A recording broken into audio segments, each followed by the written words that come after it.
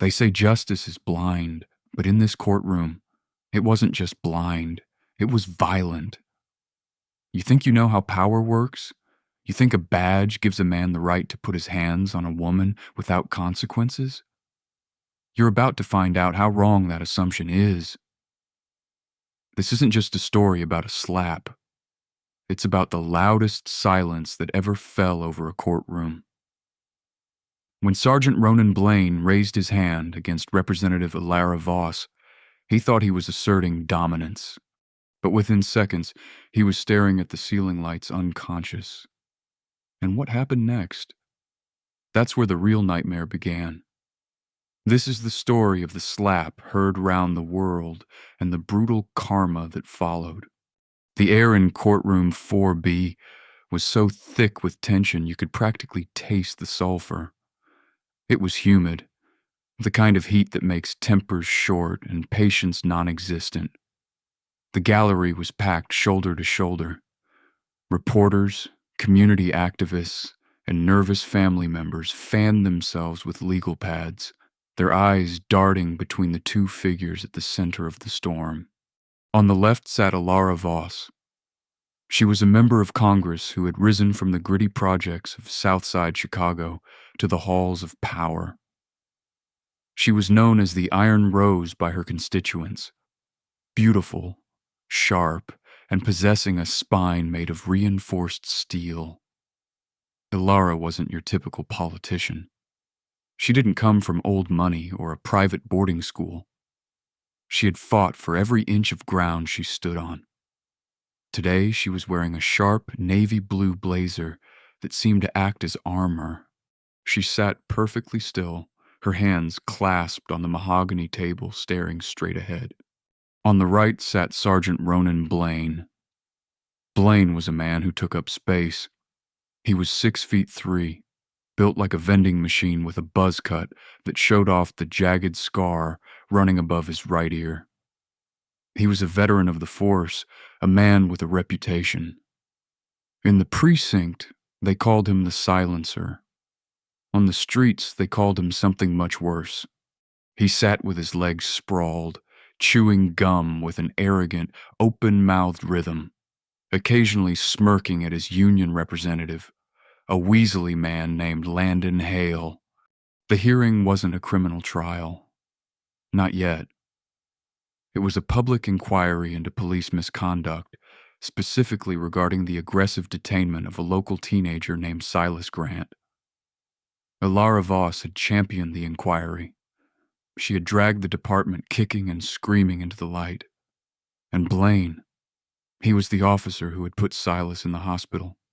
"Order," I said. "Order." Judge Harlan Novak banged his gavel, the sound cracking like a pistol shot.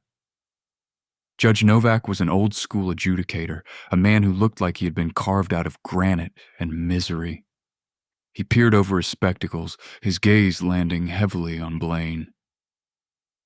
"Sergeant Blaine," Judge Novak rumbled, his voice gravelly. "Representative Voss has asked you a direct question regarding the body cam footage from the night of the incident. You will answer it." Blaine leaned forward, the leather of his belt creaking. He didn't look at the judge. He looked directly at Elara. His eyes were cold, dead things, shark eyes. "I already told you," Blaine said, his voice a low, mocking drawl. "The camera malfunctioned. Technology breaks. Sweetheart, it happens." The word sweetheart hung in the air like a foul smell. A collective gasp went through the gallery. You didn't call a representative sweetheart, not on the record, not in open court. Elara didn't flinch. She slowly turned her head, locking eyes with the man who thought his badge made him a king. "I am not your sweetheart, Sergeant. I am the elected official tasked with finding out why a 14-year-old boy has a fractured orbital socket. If the camera broke, it is because you broke it." Blaine's smirk vanished. His jaw tightened. He wasn't used to being spoken to like this, especially not by a woman, and certainly not by a black woman who he viewed as an intruder in his world of law and order.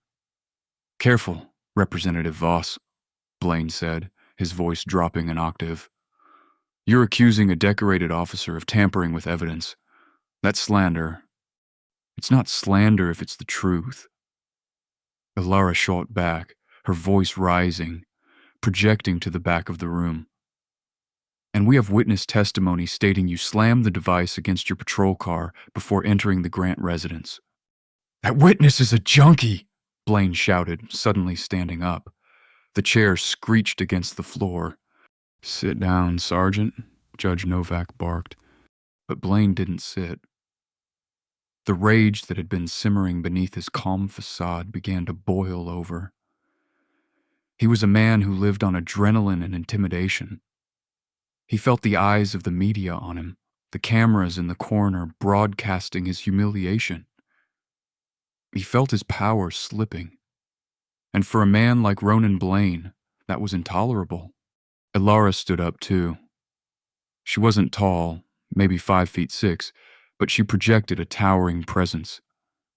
She walked around her table, moving into the open floor of the courtroom, closing the distance between them.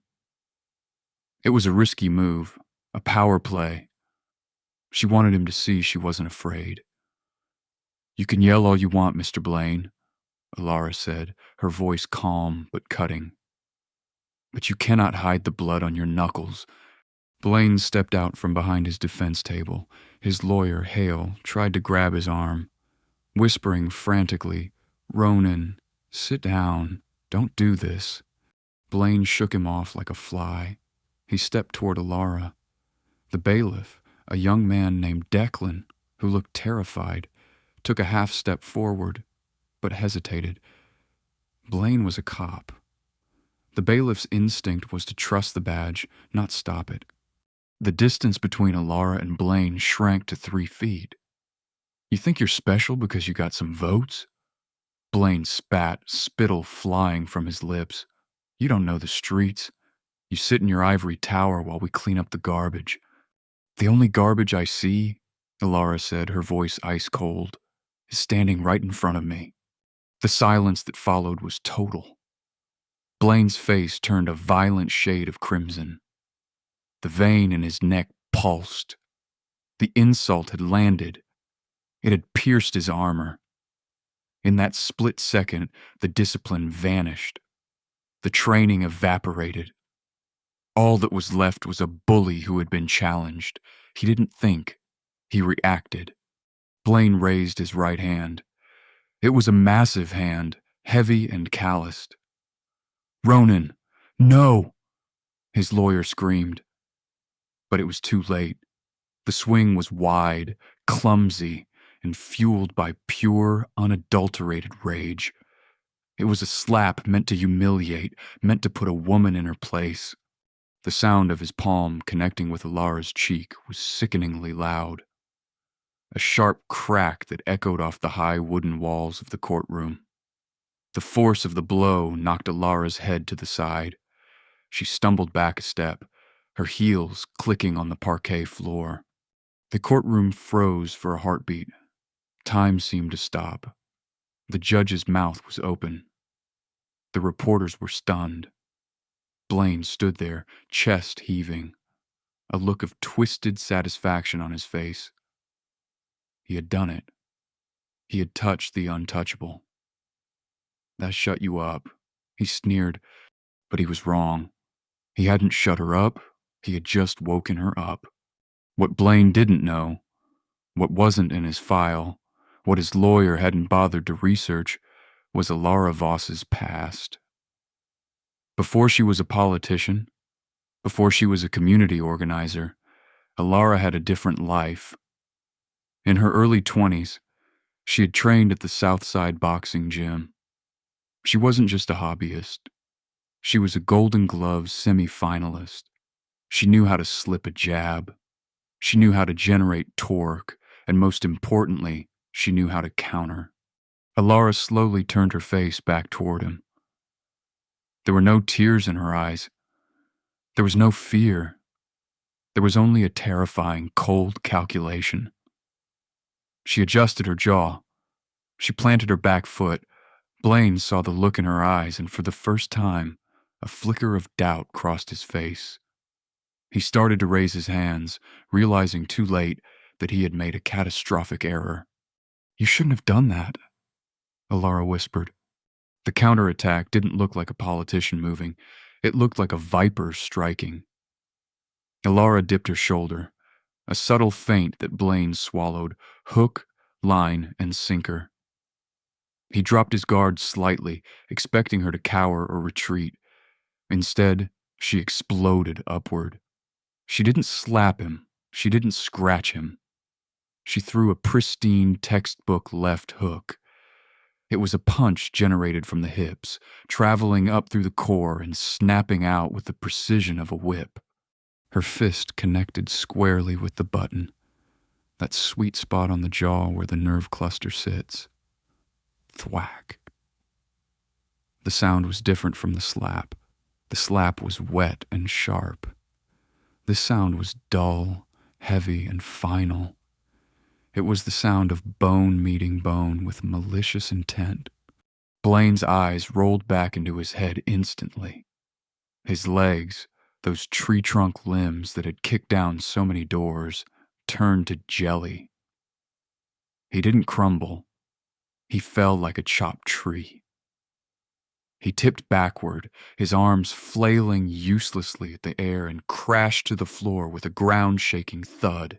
He was out cold before he hit the wood. Silence returned to the room, but this time it was the silence of shock. Sergeant Ronan Blaine, the terror of the precinct, the man who bench-pressed 300 pounds, was lying spread-eagled on the courtroom floor, snoring softly. Elara stood over him, her chest heaving slightly, her knuckles already beginning to redden. She smoothed her blazer, fixed her collar, and looked up at the stunned judge. "Self-defense, Your Honor," she said, her voice steady. Then chaos erupted. "Hey, bailiff, secure the room," Judge Novak shouted, banging his gavel so hard the handle splintered. 3 other officers who had been guarding the doors rushed in, hands on their holsters. They were confused, seeing their fellow officer on the ground and a small woman standing over him. Their training kicked in, but in the wrong way. "Get on the ground now." One of the officers, a rookie named Riley, screamed at Elara, reaching for his taser. "Don't you dare!" Elara's voice commanded the room. She didn't drop to her knees. She pointed a finger at the rookie. "I am a sitting member of Congress. That man assaulted me in a court of law. I defended myself. If you touch me, you will end your career today." The rookie froze. He looked at the unconscious Blaine, then at the judge. "Stand down, officer," Judge Novak roared. "Nobody touches Representative Voss. Medics.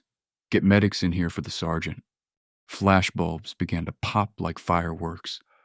The reporters, recovering from their shock, were snapping photos of the fallen giant and the woman who felled him. This was the image of the century. Representative K.O.'s dirty cop. It was going to be global. Landon Hale, Blaine's lawyer, was on his knees beside his client, slapping his cheeks. Ronan, wake up!" Blaine groaned, his eyelids fluttering. He tried to sit up, but his equilibrium was gone. He flopped back down, looking dazed and confused. What hit me?"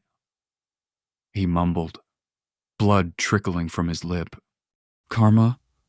a voice from the gallery shouted. A few people laughed, nervous, high-tension laughter.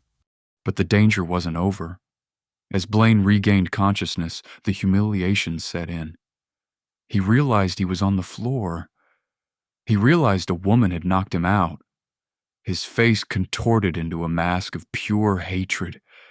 He scrambled to his feet, swaying, his hand instinctively going to his hip, where his service weapon would have been if he hadn't checked it at the door. But he still had his secondary weapon, his influence. "Arrest her!" Blaine screamed, pointing a shaking finger at Elara. She assaulted an officer. That's a felony. Cuff her now. The officers in the room looked at each other. Technically, striking an officer was a serious offense, regardless of the context. The chain of command was a powerful drug. Miss Voss, the rookie officer said, his voice trembling. I have to ask you to place your hands behind your back. You have got to be joking, Elara said, incredulous. You all saw him strike me first. We have to sort it out at the station, ma'am, the officer insisted, pulling out his cuffs. He was terrified of Blaine. Everyone was, even with a concussion. Blaine held sway over the department. Elara looked at the judge. Your Honor. Judge Novak looked pained. He knew the law, but he also knew the politics. Representative Voss, go with them peacefully. I will have this sorted out. Do not resist. Elara narrowed her eyes. She knew what this was. This was the system closing ranks.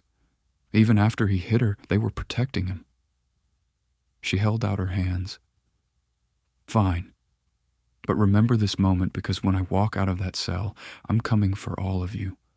The rookie clicked the cuffs onto Elara's wrists. The image was searing. The victim of the assault was being walked out in chains while the aggressor, Blaine, was being helped into a chair and given a bottle of water. As Elara was led past Blaine, he leaned in, his voice a slur of concussion and malice. You think you won? This is just the start. You're done, Voss. I'm going to bury you. Elara didn't look at him. She looked straight ahead, her head held high. But inside, her mind was racing. She knew Blaine was right about one thing. This was just the start. He wasn't just a rogue cop. He was a fixer for powerful people. By knocking him out, she hadn't just bruised an ego. She had threatened a machine, and the machine was about to strike back. The holding cell at the central precinct smelled of bleach, old sweat, and despair. It was a cold, windowless concrete box designed to break the spirit. And Elara Voss had been pacing its length like a caged tigress. They had taken her phone. They had taken her belt. They had taken her dignity, or so they thought. When the heavy steel door finally buzzed and clicked open, it wasn't a lawyer who walked in. It was Chief Superintendent Tariq Lang. Lang was a man who looked like he had been manufactured in a factory that built bureaucrats. He was slim, silver-haired, and wore a suit that cost more than Elara's car. He was the head of the department, the man responsible for the precinct's image. And right now, he looked like a man who was trying very hard to hide a smile. Representative Voss, Lang said, his voice smooth as oil. I must say, this is a new low, even for a politician. Elara stopped pacing. She stood in the center of the cell, arms crossed. Cut the pleasantries, Tariq. I want my lawyer, and I want to file formal assault charges against Blaine. Lang chuckled softly. He pulled a tablet from his briefcase and tapped the screen. Assault charges? I don't think so. You see, the narrative has already left the station, Elara, and you're not driving the train. He turned the tablet toward her. Elara's eyes widened in horror. It was a news broadcast from Channel 4 News. The headline screamed in bold red letters, Representative goes rogue, politician brutally assaults decorated officer. The video playing on the screen was grainy courtroom footage. But something was wrong. Very wrong. The video started mid-action. It didn't show Blaine walking toward her. It didn't show him screaming. And most crucially, it didn't show him slapping her. The video began at the exact moment Elara threw her left hook. To the world, it looked like an unprovoked attack. It looked like Elara, filled with rage, had simply walked up to a calm police officer and knocked him unconscious. This is doctored, Elara hissed, grabbing the bars of the cell. You cut the beginning. He slapped me first. Did he? Lang asked, feigning ignorance. The courtroom cameras are old, Elara. Glitchy. We lost the first few seconds of the feed. Terrible shame. But we have this part in 4K clarity. He pulled the tablet back. The police union has already issued a statement, Lang continued. They're calling you a danger to society, a radical who hates law enforcement. The hashtag #ArrestVoss is trending #1 in the country right now. Your party leader, what's his name? Ah, yes, David. David called me. He's suspending you from the party pending an investigation. He doesn't want the bad press. Elara felt a cold pit open in her stomach. It was a setup, a masterclass in gaslighting. They weren't just going to arrest her, they were going to dismantle her entire life. They were using the media to paint Blaine, a brute and a bully, as a victim of a violent, angry woman. It was the oldest trick in the book, and it was working. You won't get away with this, Elara said, her voice shaking with suppressed rage. There were witnesses, 50 people in that courtroom. Witnesses can be encouraged to misremember, Lang said darkly. And who are they going to believe? A room full of activists and family members of criminals, or the edited video footage that confirms their biases? Lang signaled the guard. You're being released on bail. But let me give you some advice, Elara. Go home. Lock your door. Resign. Because if you keep pushing this, Blaine won't be the only one coming for you. He turned and walked away, his polished shoes clicking on the concrete. Elara was processed out in silence. As she walked out the back exit of the precinct to avoid the press horde at the front, the humid night air hit her face, but it didn't feel like freedom. It felt like walking into a hunting ground. Her best friend and campaign manager, Quinn Mercer, was waiting in an idling Volvo. Quinn looked like she hadn't slept. As soon as Elara got in, Quinn locked the doors. Don't look at your phone, Quinn said immediately. I saw the video, Elara replied, staring out the window as the city lights blurred by. They cut the tape, Quinn. I know. We issued a statement, but the bots are swarming us. It's a coordinated attack, Elara. Within minutes of the incident, there were thousands of tweets attacking your character. This isn't just Blaine acting alone. This is an operation. Elara clenched her fists. Lang is involved. He came to my cell. He gloated. Quinn merged onto the highway. It's worse than Lang. I did some digging while you were inside. Blaine isn't just a cop. I looked at his financial disclosures or what I could find of them. He's living way beyond a sergeant's salary. He has a boat in Miami, a second home in Florida, and his kids go to private schools that cost $30,000 a year. Dirty money, Elara whispered. Filthy, Quinn confirmed. But here's the kicker. The precinct where Blaine works. It covers the Docklands district, the exact area where Vanguard Holdings is trying to bulldoze projects to build luxury condos. Elara's head snapped toward Quinn. Vanguard Holdings, that's Bradford Sterling's company. Bradford Sterling. The name was like a curse word in Chicago politics. He was a billionaire real estate mogul with deep pockets and shallow morals. If Sterling wanted land, he got it. And if poor families were living on that land, well, life was tough. Exactly, Quinn said grimly. Blaine is the head of the special task force in that area. His job isn't to stop crime. His job is to harass the residents, make arrests, and make the neighborhood so unbearable that people leave voluntarily. He's Sterling's eviction notice with a badge. Elara looked at her reflection in the side mirror. The bruise on her cheek where Blaine had slapped her was beginning to darken. He slapped me because I was asking about the Grant boy, Elara realized. Silas Grant lives in those projects.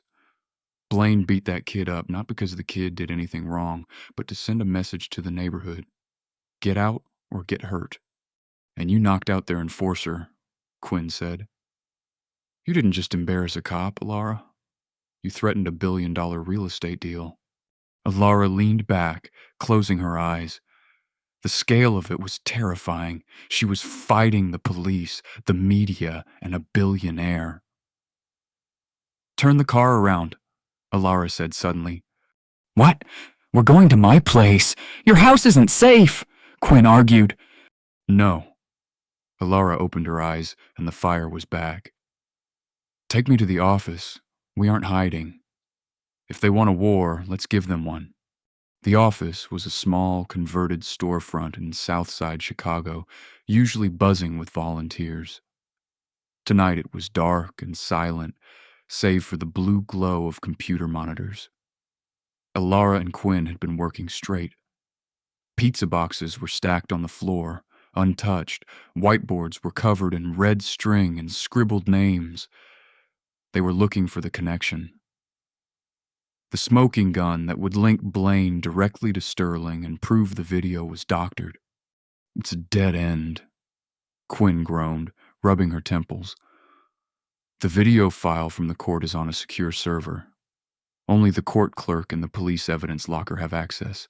They've likely scrubbed the original already. There has to be another copy, Elara muttered. The news crews. No, they were kicked out before the altercation. The sketch is useless. Then Elara's personal phone buzzed. It was a text message. Unknown number. The message was simple.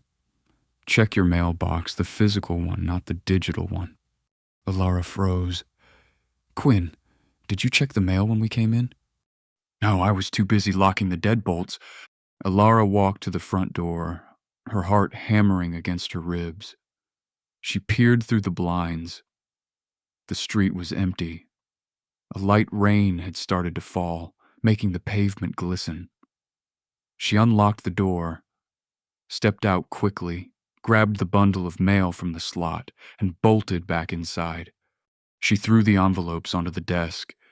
Bills, flyers, hate mail, and one thick, padded brown envelope with no return address.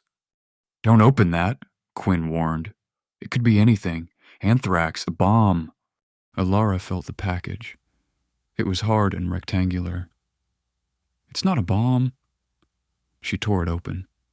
Inside was a black USB drive and a folded piece of lined notebook paper.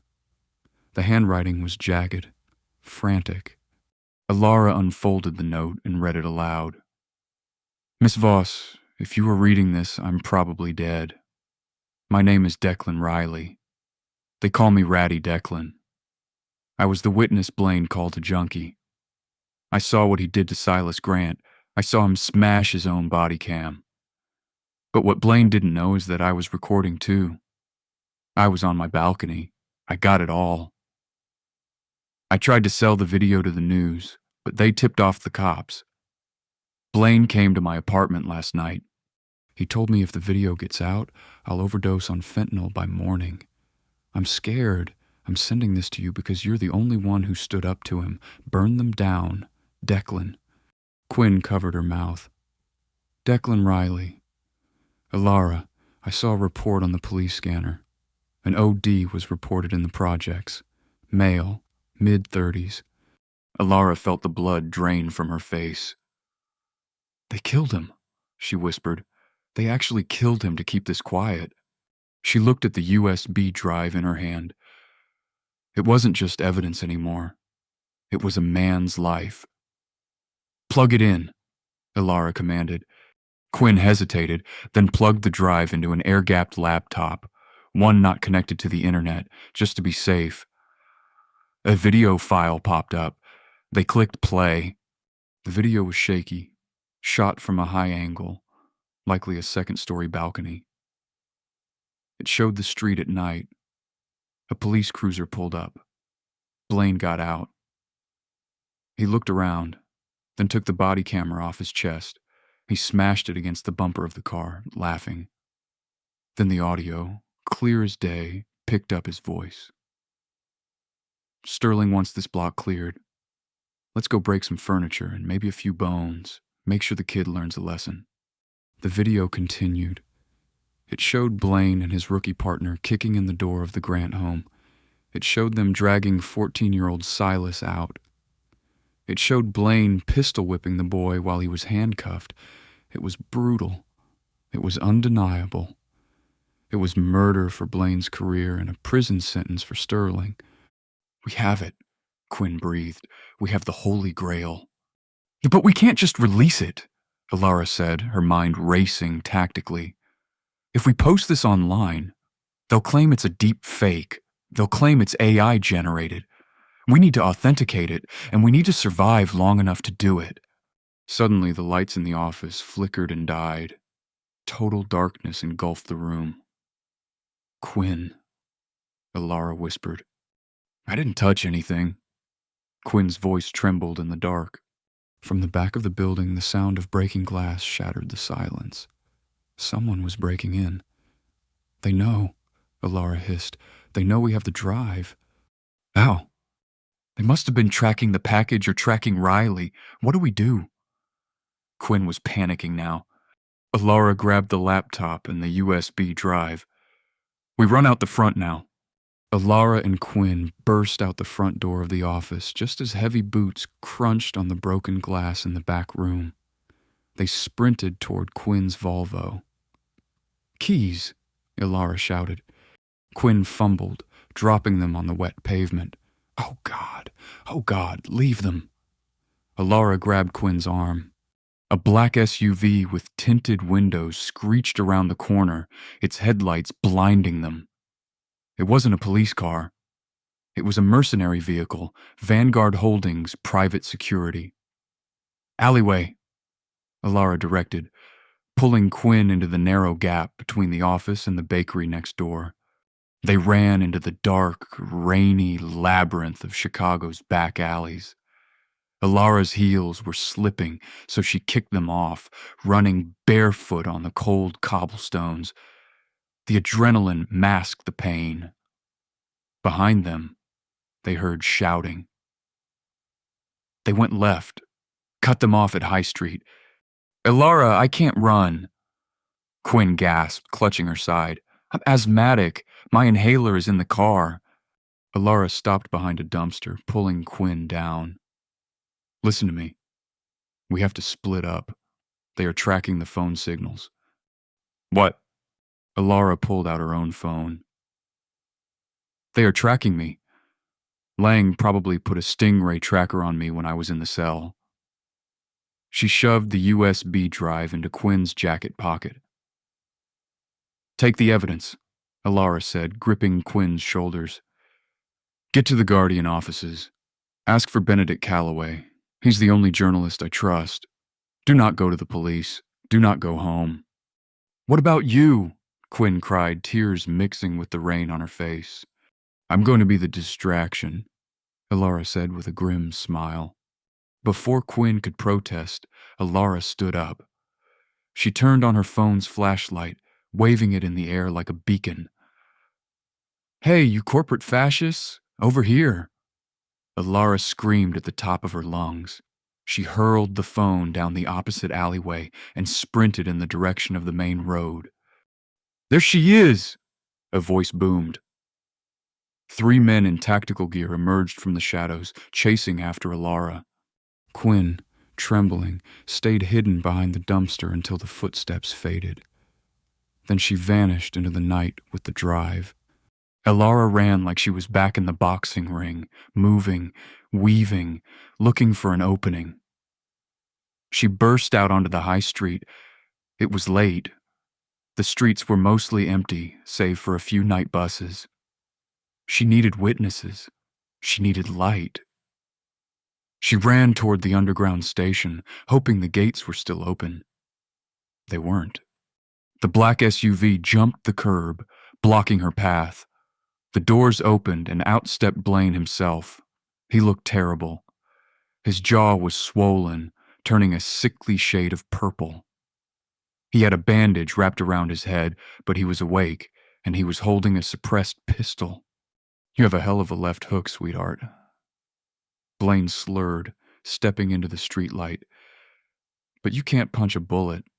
Elara backed up, her bare feet scraping against the concrete. She was cornered, a brick wall behind her, Blaine in front. "You killed Declan Riley," Elara said, her voice loud, echoing off the buildings. "Riley was a junkie. He was a liability." Blaine shrugged. "Just like you. Hand over the drive, Elara, and maybe I let you walk away with just a beating." "I don't have it," Elara said, standing tall. Blaine narrowed his eyes. He stepped closer. "Don't play games with me." "I don't have it," she repeated, a smile creeping onto her face. "And by now it's halfway to a national news desk." Blaine's face twisted in fury. He raised the gun. "Then you're no use to me." Click. A bright floodlight suddenly bathed the entire street in blinding white illumination. "Drop the weapon. Armed police." Blaine spun around, shielding his eyes. From the rooftops and the street corners, figures emerged. But it wasn't the regular police. It was the Independent Office for Police Conduct tactical team accompanied by a news van that had just pulled up, and standing behind the barricade of IOPC officers was Judge Harlan Novak. The judge stepped forward, a megaphone in hand. "Sergeant Blaine," the judge's voice boomed. "I received a very interesting email from a dead man. Mr. Riley had a failsafe. If he didn't log in, his email blasted his testimony to every judge in the district, including me." Blaine looked from the judge to Elara. He realized he had been outplayed. The chase wasn't just a distraction for Quinn. It was a stall for time. "It's over, Ronan," Elara said softly. Blaine looked at the gun in his hand. For a second, he looked like he might shoot her anyway, just out of spite. The air crackled with tension. The snipers on the roof had red laser dots dancing on Blaine's chest. "Don't do it," Judge Novak warned. Slowly, painfully, Blaine lowered the gun. He dropped it on the ground. "You think this stops us?" Blaine spat as the officers rushed in, tackling him to the wet pavement. "Sterling owns this city. You can't arrest money." As they handcuffed him violently this time, Elara walked over. She looked down at the man who had tried to humiliate her, who had beaten a child, who had murdered a witness. "We might not be able to arrest money," Elara said, leaning down so only he could hear. "But we can sure as hell bankrupt it." She turned to the cameras that were now rolling. She was barefoot, wet, bruised, and exhausted. But she had never looked stronger. "Is the camera rolling?" she asked the cameraman. "Yes, Representative Voss." She looked directly into the lens. "My name is Elara Voss, and I have a story to tell you about the price of silence. And tomorrow morning, we are coming for Bradford Sterling." The morning after the arrest of Sergeant Ronan Blaine, Chicago did not wake up to a polite sunrise. It woke up to a firestorm. The real video, had been uploaded to the internet by Quinn Mercer from the offices of The Guardian. It had millions of views. The arrest Voss had vanished, replaced by a global tidal wave of justice for Voss and Sterling exposed. But while Blaine was sitting in a holding cell, stripped of his uniform and his arrogance, the true head of the snake was still comfortable. Bradford Sterling sat in his penthouse office overlooking the river. The glass walls offered a panoramic view of the city he treated like a monopoly board. Sterling was a man with silver hair and a suit that cost more than most people earned. He was sipping an espresso, watching the news on a massive wall-mounted screen. "This is a disaster, Bradford," his PR manager, a terrified woman named Riley, stammered. "The stock for Vanguard Holdings has dropped since the market opened. They're calling it the Blood Brick Scandal. Investors are pulling out." Sterling waved his hand dismissively. "It's noise, Riley. Blaine was a loose cannon. We cut him loose. We issue a statement saying he was acting alone. that we have zero tolerance for violence, and we donate, let's say, $50,000 to a youth charity in Southside Chicago, the public has the memory of a goldfish they'll forget. I don't think they will, Riley whispered, looking at her tablet. Elara Voss just called a press conference. She's not at the police station. She's standing in front of this building. Sterling walked to the window and looked down. Stories below, a sea of people had gathered. Signs, cameras, and microphones clogged the entrance to Vanguard Tower. And there, standing on a makeshift podium, a crate, was Elara. She was still wearing the same clothes from the night before, mud-stained, wrinkled, but she looked like a warrior queen. Sterling turned up the volume on the TV. Bradford Sterling thinks he can hide in the sky.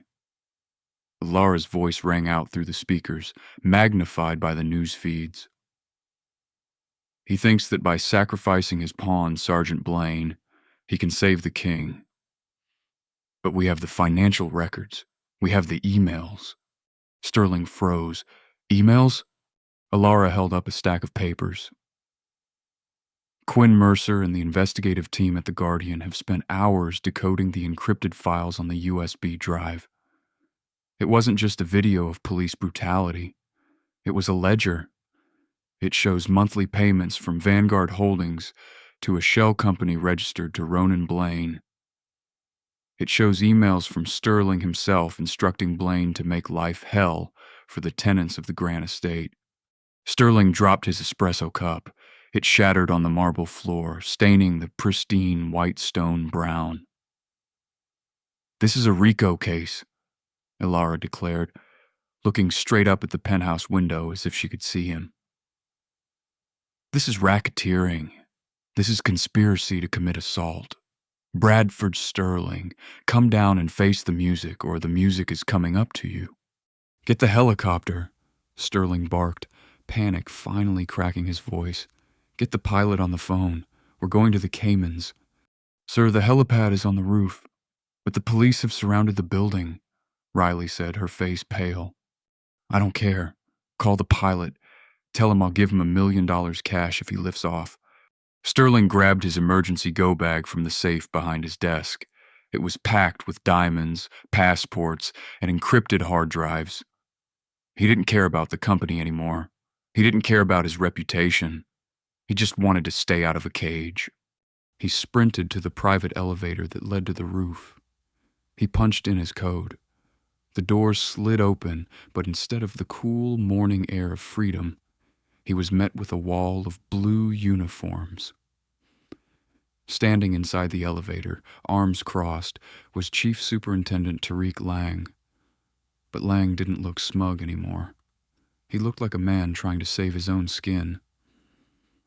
Beside him stood 2 agents from the Serious Fraud Office.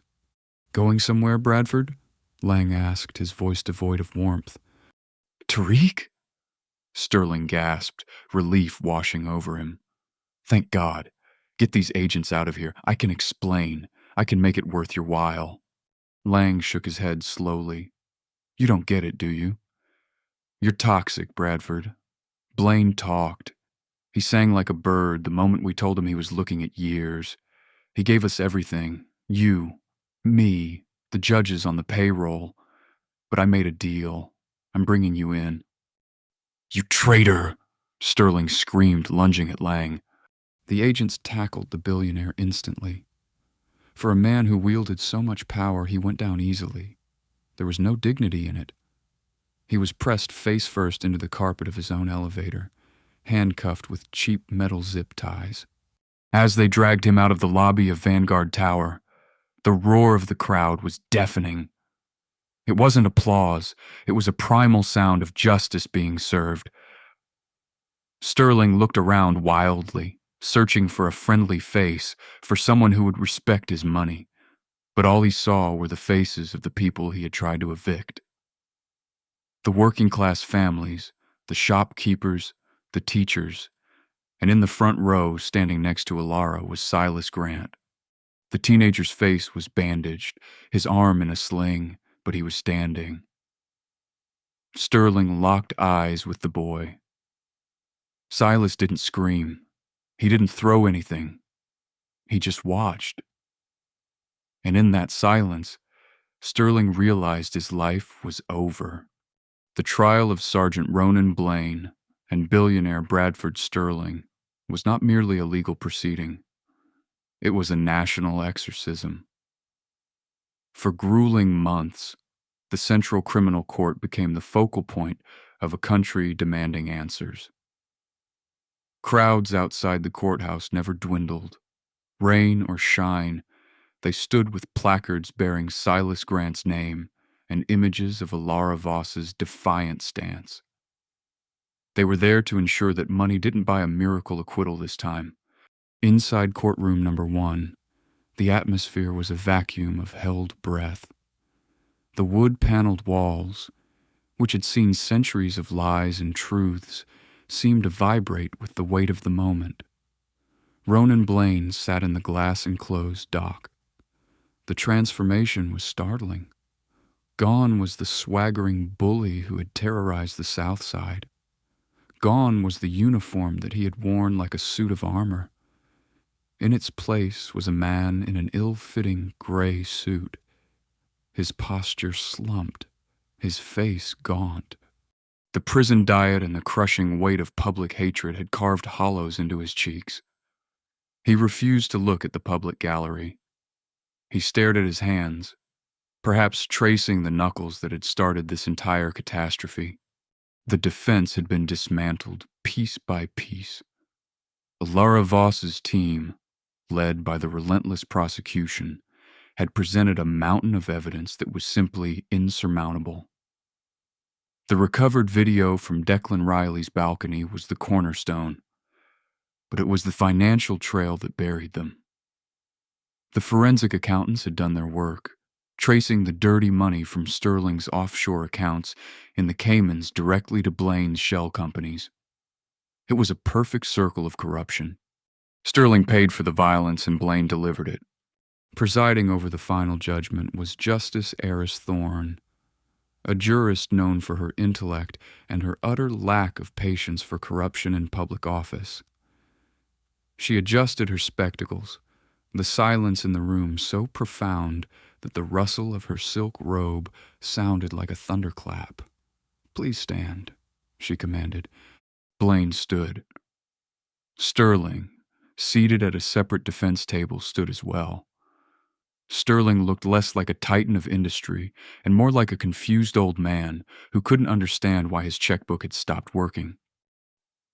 "Ronan Blaine," Justice Thorne began, her voice steady and resonant. "You were entrusted with the highest power a society can grant, the power to enforce the law. Instead, you used it as a cudgel to serve your own greed. You assaulted a child. You assaulted a member of Congress in open court. You conspired to terrorize the very community you swore to protect." She paused, letting the words sink in. "For the charges of aggravated assault, perverting the course of justice, and racketeering, this court sentences you to 15 years in a maximum security prison. You will not be eligible for parole." A collective exhale rushed through the gallery. 15 years. It was a lifetime for a cop in prison. Blaine flinched as if he'd been physically struck. He closed his eyes, his head bowing low, accepting the reality that his life as he knew it was over. But the justice wasn't finished. She turned her gaze to Bradford Sterling. "Mr. Sterling," she said, her tone icy, "you are the architect of this misery. You treated the lives of working-class families as debris to be cleared for your profit. You thought yourself untouchable. You were wrong for conspiracy to commit violence, bribery, and fraud. You were sentenced to 12 years. Sterling's knees buckled. His high-priced legal team grabbed his elbows to steady him. He looked around wildly, mouthing the word, "No!" But the gavel had already fallen. Furthermore, Justice Thorne continued, delivering the final crushing blow, The court orders the immediate seizure of all assets held by Vanguard Holdings under the Proceeds of Crime Act. The land titles for the Docklands estates are hereby stripped from your portfolio and will be transferred to a community land trust for the residents. The courtroom erupted. It wasn't just applause, it was a roar of vindication.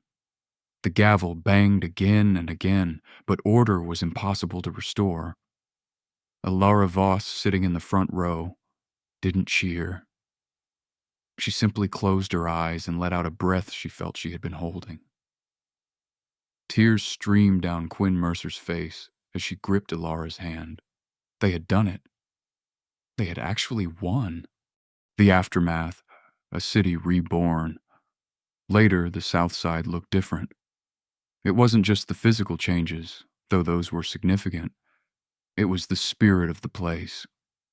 Elara stood in the center of what was now the Silas Grant Community Center. It was housed in the very building Sterling had planned to demolish first. The smell of fresh paint, pine, and optimism filled the air. Sunlight streamed through the floor-to-ceiling windows, illuminating a space that was now filled with ping-pong tables, a library, and a boxing ring. Elara wasn't wearing her congressional blazer today. She was in jeans and a t-shirt, helping to hang a banner for the grand opening. The scandal had propelled her into a different stratosphere of political influence. There were rumors of a mayoral run, magazine covers, and international speaking tours, but today she just wanted to be a neighbor. "Hey, Elara." She turned to see Silas Grant jogging toward her. The cast was off his arm, and the bruising on his face had faded to a memory. He looked healthy, vibrant, and most importantly, unafraid. "My mom made these," Silas said, handing her a Tupperware container. "Jerk chicken patties. She said you looked too skinny on the telly." Elara laughed, a genuine deep sound that warmed her chest. "Tell your mom she's a lifesaver. How's school?" "Good." Silas smiled. "I joined the boxing program here. Coach says I've got fast hands. Maybe not as fast as yours, though." Elara smiled wryly. "Let's hope you never have to use them like I did." Quinn Mercer walked over holding a tablet. "You've seen the news." "I'm trying to avoid it," Elara admitted. "You might want to see this one," Quinn said, showing her the screen. Former Chief Lang was indicted this morning. He's trying to cut a plea deal, but the DA isn't listening. He's going to join Blaine in prison. Elara nodded slowly. The rot had been deep, but the surgery had been successful. The system was healing, scar tissue and all. She walked over to the large window overlooking the street. Outside, life was bustling. The for sale signs were gone. The fear of eviction was gone. People were walking with their heads high. The slap that Blaine had delivered in courtroom 4B was meant to be a silencer. It was meant to put a woman in her place and remind the poor who owned the city. But instead, it had been the spark that burned down the entire corrupt structure. It was a painful, violent lesson, but it had proven a timeless truth. Power does not reside in a badge, a bank account, or a gavel. It resides in the refusal to be moved. Elara watched a group of kids running past the center, laughing. She touched the faint, invisible spot on her cheek where the hand had struck her. It didn't hurt anymore. It was just a reminder. She turned back to the room, to her friends, to her community. "All right," Elara called out, clapping her hands. "We've got an opening ceremony to start. Let's get to work." She was the Iron Rose. She had weathered the storm, and now she was ready to help the garden grow. And that is the incredible true-to-life story of how one moment of arrogance took down an entire empire of corruption. It shows us that no matter how much money or power someone has, they are never above the law, and they should never underestimate the person standing in front of them. Elara Voss proved that courage is contagious. When you stand up for yourself, you stand up for everyone. If this story got your blood pumping and your justice bone tingling, do me a huge favor. Smash that like button harder than Elara smashed Blaine. It really helps the channel grow.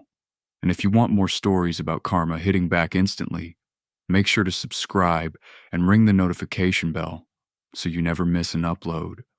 What would you have done if you were in that courtroom? Let me know in the comments below. Thanks for watching, stay safe, and remember, karma is always watching.